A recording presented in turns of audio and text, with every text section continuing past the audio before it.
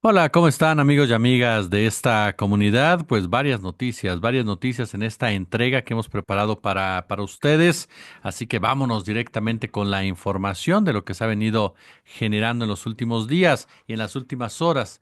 A ver, comencemos. María Fernanda Vázquez, una joven originaria de Guaymas, Sonora, murió la madrugada del pasado 25 de abril por la presunta picadura de una araña violinista y según lo que señalan sus padres, por la negligencia médica del personal que atendió a la hoy Oxisa.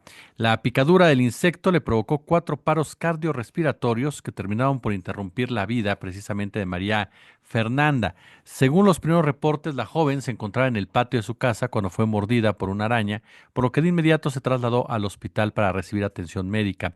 El medio Sonora Presente publicó que los familiares de la joven aseguraron que al buscar atención en el Hospital General de Zona número 4 del IMSS, el personal habría tardado en atenderla, por lo que la infección se agravó. De acuerdo con la información del diario local, la limpieza en la zona de la picadura no se habría realizado de inmediato, por lo que la salud de la joven se vio afectada al presentar una infección conocida como sepsis. Según el IMSS, María Fernanda cayó en paro cardiorrespiratorio en 4 ocasiones y en el último intento no fue posible regresar a la circulación espontánea, por lo que fue declarado su fallecimiento.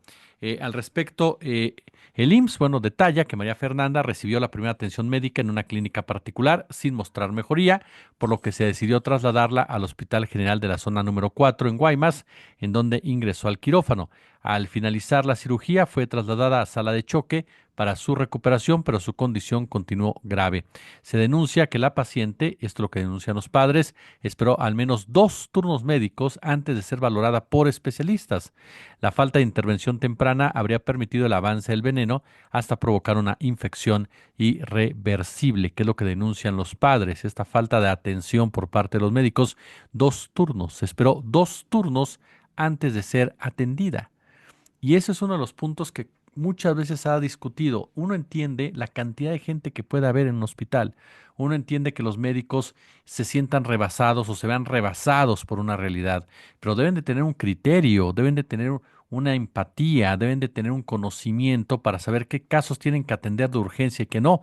Por eso son emergencias, por eso son urgencias y todo hospital debe de tener una sala para ello, o al menos es lo que se ha dicho y por lo tanto las autoridades médicas tendrían que investigar, más allá de echar culpa, tendrían que investigar directamente a los médicos que no actuaron con responsabilidad, a las personas que atendieron a esta señorita y que no respondieron a la necesidad precisamente de atender de inmediato este hecho, porque aquí estamos ante un suceso de negligencia médica.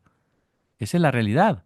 Un piquete de esta naturaleza, una infección de esta naturaleza no te mata de inmediato, no se genera una infección de inmediato, es tratable completamente.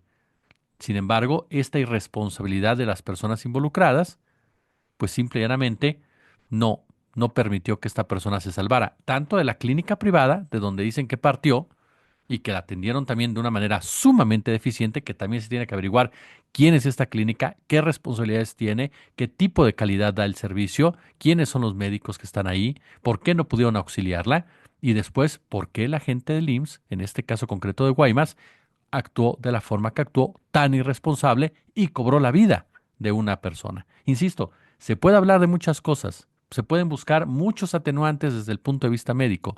La realidad es que nadie va a un hospital por gusto. Nadie está en un hospital con gusto, con todo el respeto que me merecen, porque sé que hay mucha audiencia nuestra que son médicos, más que los doctores y las doctoras. Porque así como hay muy buenos médicos y muy buenas médicas, hay otros que caen en la irresponsabilidad, en la desidia, en la ignominia y de plano en ignorar al paciente sin evaluar correctamente la gravedad de cada caso o confiar demasiado en las personas que regularmente están haciéndolo. Para identificar a una araña violinista, también conocida como araña de rincón, es importante que usted considere varios aspectos. La apariencia física. Las arañas violinistas tienen un color marrón grisáceo, miden entre 8 milímetros y 3 centímetros de largo, presentan una característica mancha en forma de violín en la región dorsal del tórax, aunque esta marca puede variar entre especies. El hábitat se encuentran comúnmente en rincones oscuros de viviendas, cobertizos, bodegas, donde prefieren esconderse en lugares poco habitados, y el comportamiento no son agresivas y solo muerden si se sienten amenazadas. Si usted recibe una mordida de una araña violinista, tiene que acudir de inmediato inmediato efectivamente al doctor para que puedan tomarla, tomarla en cuenta y atenderla como en este caso no se hizo. Dos, el segundo tema, la población de la Ciudad de México está siendo afectada por un grupo de personas que se ha dedicado en las últimas semanas a pinchar a usuarios del metro con una sustancia que el gobierno de la Ciudad de México aún no ha podido determinar. Ha hablado de que son en algunos casos estupefacientes, sin embargo, hasta el momento lo que es positivo, dicen las autoridades, es que en ningún caso ha habido consecuencias en materia de salud, ni tampoco ha habido secuestros, ni tampoco ha habido robos. Entonces de aquí comienzan a surgir la pregunta, ¿por qué lo están haciendo? ¿Para generar psicosis, para generar ruido mediático, para generar simple y llanamente eh, un escenario de conflicto? De acuerdo con los protocolos del metro, al momento de sentir un pichazo, usted debe actuar de la siguiente manera. Active la palanca de emergencia si está dentro del metro. Este sistema no es para detener el avance del tren, sino para alertar a los policías y alertar a las autoridades de la ciudad. Antes de llegar a la siguiente estación, procure identificar al agresor. De todos modos, al llegar a la siguiente estación, acuda al personal de seguridad o del metro. Ellos tienen la obligación y la responsabilidad de atenderle de inmediato, eso dicho por la propia jefa de gobierno. A las personas afectadas se les hace una revisión médica, se detecta si hubo heridas o no las hubo y por lo tanto es muy importante que usted de inmediato, si siente algún pinchazo, vaya con las autoridades del metro, con la policía del metro. No caiga en paranoia, no caiga en miedo, acuda, actúe, que es diferente. Hay números telefónicos que del metro 55 56 27 48 61, 55 56 27 45 88 para que usted se comunique en un momento dado, presente su denuncia, pero insisto, aquí ya hay duda, ¿por qué lo están haciendo? ¿Para qué lo están haciendo? Y me parece que mucho es por ruido mediático y generar una psicosis en la Ciudad de México, particularmente en el metro, porque no hay casos de secuestro, ni afortunadamente no hay casos de secuestro, ni de agresión sexual, ni de robo a las personas que lo han sentido. Voy con otro caso también indignante que se da a conocer ahora en el Estado de México. Deme un segundo, aquí está. Miriam N., psicóloga adscrita al DIF municipal de Capulhuac, Capulhuac o Capulhuac, ¿no? Denunció públicamente haber sido víctima de una presunta agresión por parte de quién cree, de la presidenta municipal, de la propia presidenta municipal. Selene N., así como de su hija y de una policía municipal identificada como Ana. A través de redes sociales circula un video en el que se observa a Miriam con golpes en el rostro y en dicho material la trabajadora del ayuntamiento acusa directamente a la alcaldesa de haberla agredido de manera verbal, física y sexual dentro de las instalaciones del DIF el pasado 2 de mayo. Este suceso lo doy a conocer para que no se quede impune lo que hizo con mi persona y que se sepa el abuso de autoridad que ejerce en su cargo creyéndose intocable. Fue lo que expresó la víctima en este video.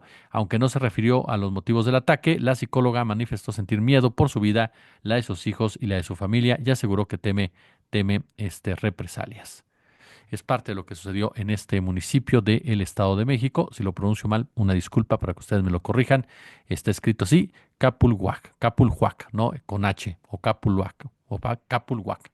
Usted, si sabe mejor la pronunciación, una disculpa por haberlo pronunciado mal. Eso es lo que pasa aquí y aquí hay otra vez, hay que investigar qué pasó con esta agresión, qué pasó con este alcalde, hay que investigar qué fue lo que sucedió en este enfrentamiento con esta persona que ya está presentando su denuncia, ya está presentando el video, ya está denunciando que esta mujer la agredió. Y si es así, perdón, si esta persona agredió a alguien, se tiene que ir. No puede quedarse alcaldesa una mujer con ese tipo de reacciones. Insisto, si se comprueba que fue ella la responsable, se tiene que ir y tiene que responder. Y si algo le pasa a esta señora con sus hijos, hay un señalamiento directo a que fue la autoridad municipal.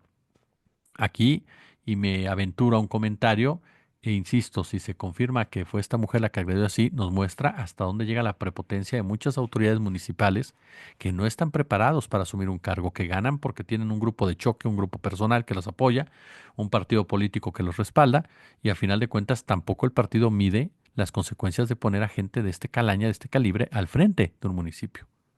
Entonces, es muy importante que se sepa y que se diga este tipo de circunstancias. Y de ahí me voy a Teuchitlán. Vámonos al estado de Jalisco. El alcalde de Teuchitlán, José Ascensión Murguía, fue imputado el domingo por delincuencia organizada y desaparición forzada en el caso del Rancho Izaguirre, en donde presuntamente operaba el cártel Jalisco Nueva Generación. Durante una audiencia que se extendió por más de 10 horas, la Fiscalía General de la República presentó pruebas que señalan al edil como colaborador de la organización criminal. Según la investigación, Murguía Santiago habría recibido 70,000 pesos mensuales por permitir la operación del grupo en la región, y el alcalde fue detenido el pasado 3 de mayo y permanecerá en prisión preventiva mientras se define su situación jurídica. Yo insisto en lo que le he dicho desde el principio de este caso. Yo no dudo que el alcalde tenga una responsabilidad, claro que sí, por lo menos de omisión. O sea, el sujeto sabía perfectamente lo que pasaba en ese rancho. Él fue uno de los primeros que trató de desvirtuar la investigación y que dijo que pues no se enteraban en la alcaldía porque el rancho estaba fuera de Teuchitlán. Entonces, pues casi que no estaba dentro de su jurisdicción. Mostró de inmediato mucho nerviosismo, mostró de inmediato mucho coraje, mostró de inmediato mucho temor. Lógico, porque a final de cuentas pues sí, es el eslabón más débil de de toda una estructura política, una estructura criminal a su vez. Los alcaldes no tienen la capacidad de controlar al crimen organizado, no tienen la capacidad de enfrentar al crimen organizado y por lo regular son cómplices del mismo porque forman parte de una misma empresa criminal. Entonces, en ese marco es muy importante dejar en claro no la responsabilidad de este sujeto. No dudo, insisto, que sí, que haya operado para tapar las cosas, que supiera qué pasaba y no hiciera nada, como sucede en Tala, como sucede en otros municipios donde la policía pertenece al cártel Jalisco Nueva Generación. No lo dudo para nada, aunque MC y el PAN digan que es un chivo expiatorio, no lo dudo. Lo que sí creo es que no es el único responsable, ni es el responsable más grave, ni es el responsable más importante. La Fiscalía de Jalisco y sus distintos titulares, el anterior y el actual, tienen que dar la cara y tendrían que ser imputados también por muchas cosas y ni hablar de Enrique Alfaro, ni hablar de Enrique Alfaro, gobernador de Jalisco, que durante todos sus sexenios se la pasó minimizando el tema de las desapariciones. Entonces, este caso hay que recordar lo que pasó con Ayotzinapa, cuando decían José Luis Abarca fue el único responsable. Ay, caray, ¿en serio? ¿Va a ser Al Capone? ¿Va a manejar a los narcos de ahí? Por favor. Es lo mismo aquí. El de Teuchitlán, no dudo que sea responsable, pero no es el único. No es el único y la Fiscalía General de la República tiene que ir más arriba para entender todos qué sí se está haciendo para evitar este reclutamiento forzado en estas zonas del estado de Jalisco. Por cierto que ya, deja de decirle este, que ya hay diferentes denuncias de los colectivos en el sentido de que sí, que se están manejando las pruebas de una manera muy extraña y no se está operando de manera adecuada en esta situación y que las justificaciones que se están dando hasta el momento por parte de Hertz Manero pues no son precisamente las más acordes. Ya pidió la presidenta que se escuche a las madres buscadoras y a los colectivos. Ahora, elementos de la Secretaría de Seguridad y Protección Ciudadana en coordinación con otras dependencias federales y estatales detuvieron a una presunta integrante del cártel Jalisco Nueva Generación y quien presuntamente era buscada por el FBI. A través de un comunicado, el titular de la dependencia, Omar García Harfuch, se supo que la mujer, identificada como María del Rosario, era buscada por el gobierno de Estados Unidos por los delitos de tráfico de armas, drogas y personas. María del Rosario N. también está ligada con delitos de lavado de dinero, distribución de metanfetamina y fentanilo a través de la frontera entre México y Estados Unidos. Y la detención ocurrió en el municipio de Magdalena, Jalisco, donde elementos de la Secretaría de la Defensa, Marina, Fiscalía General de la República y Guardia Nacional la capturaron. ¿Cómo la detuvieron? La dependencia informó que la mujer fue capturada gracias al trabajo y coordinación entre agencias de seguridad de Estados Unidos en el gabinete del Estado de Jalisco y las instituciones que conforman el Gabinete de Seguridad. Todo esto derivado del intercambio de información con la ATF y el Buró Federal de Investigaciones.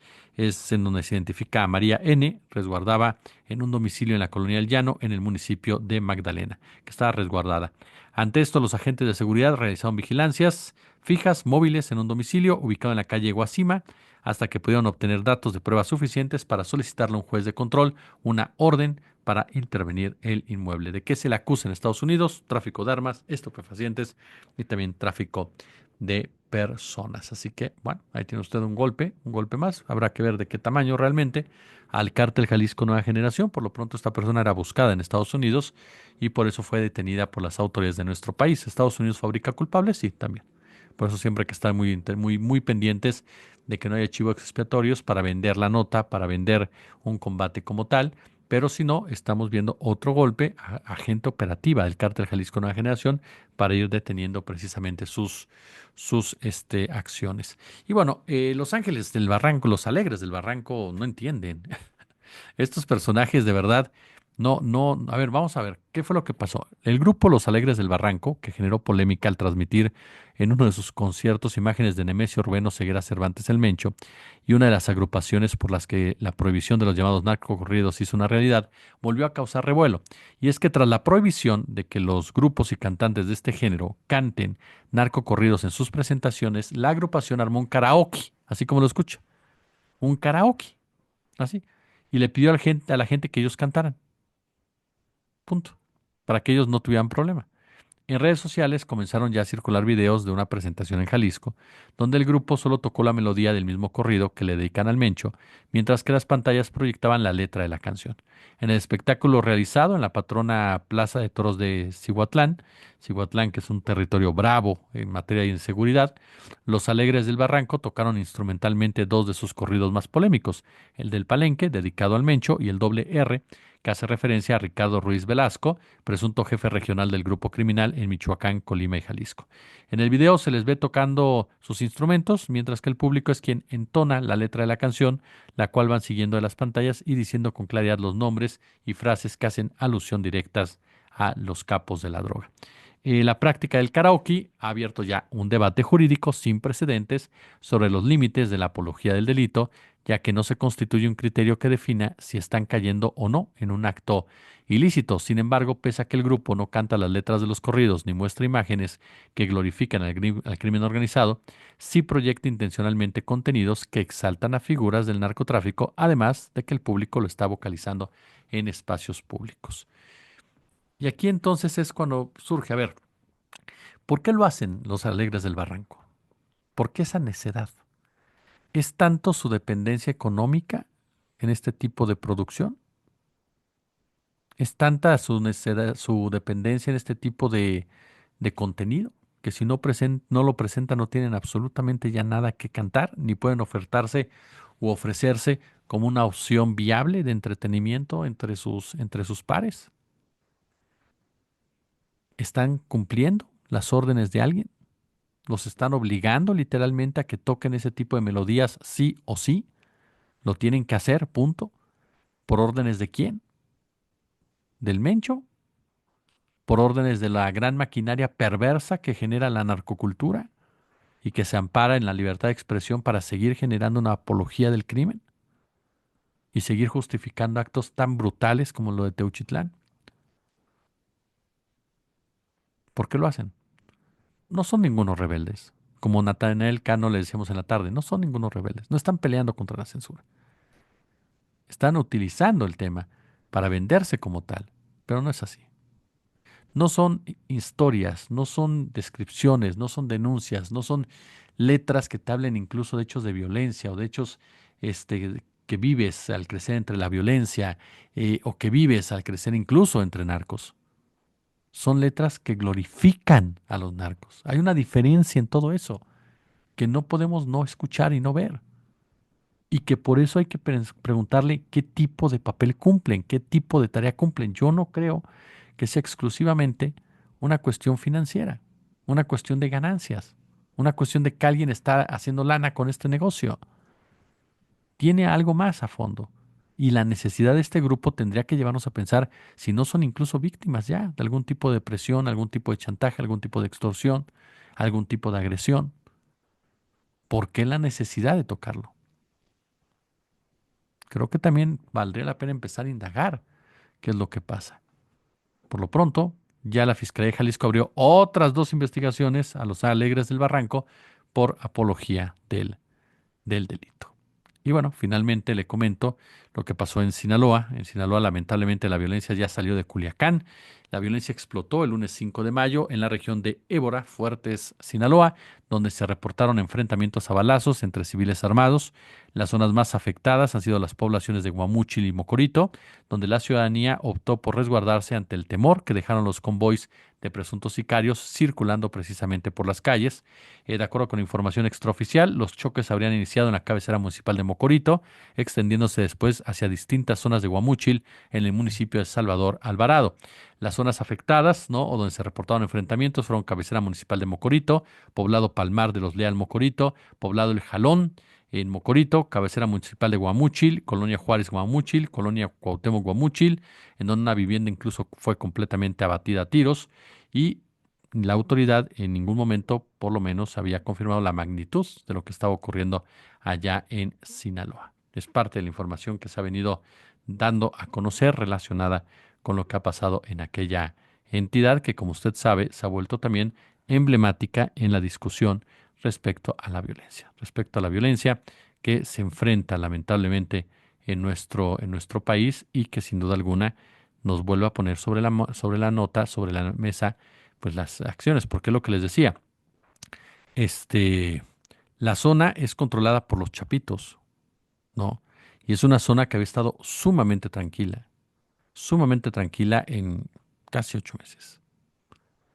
Casi 8 meses. La zona había estado muy tranquila a pesar de ser de los chapitos. ¿Esto qué significa? Que los mayos ya están ganando la batalla y por lo tanto ya están entrando a otras zonas de los chapitos para tener control sobre las mismas y poder ya tomar el control del cártel de Sinaloa.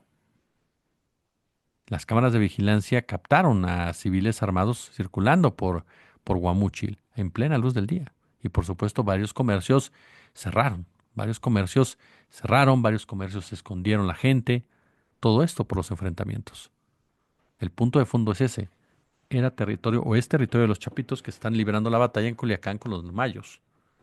¿Esto qué representa? ¿Qué significa? ¿Que empieza a perder control de sus zonas los chapitos? Veremos qué pasa. Pulgares arriba. Si les gustó el video, déjenme su comentario, su punto de vista. Y ya lo sabe, como siempre un gusto, como siempre un verdadero, pero verdadero placer. Gracias.